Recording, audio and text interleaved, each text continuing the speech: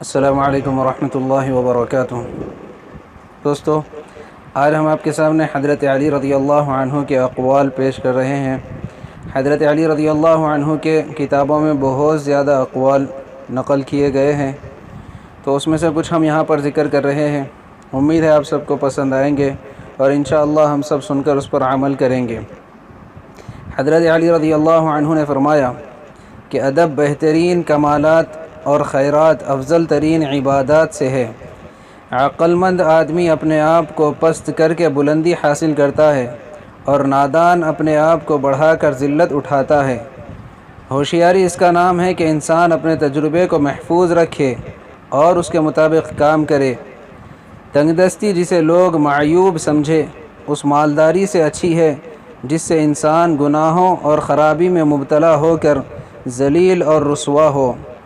عقل مند آدمی اگر خاموش رہے تو قدرت الہی میں فکر کرتا ہے، اور جب نگاہ اٹھا کر دیکھتا ہے تو عبرت حاصل کرتا ہے۔ میزان اعمال کو خیرات کے وزن سے بھاری کرو۔ اپنے دلوں سے دوستی کا حال پوچھو، کیونکہ یہ ایسے گواہ ہے جو کسی سے رشوت نہیں لیتے۔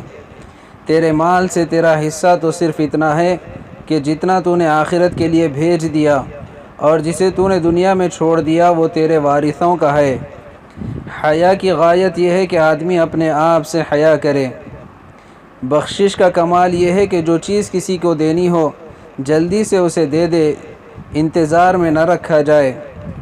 کہاوتیں اور مثالیں عقل مندوں اور عبرت حاصل کرنے والوں کے لیے بیان کی جاتی ہے، نادانوں کو ان سے کوئی فائدہ نہیں ہوتا۔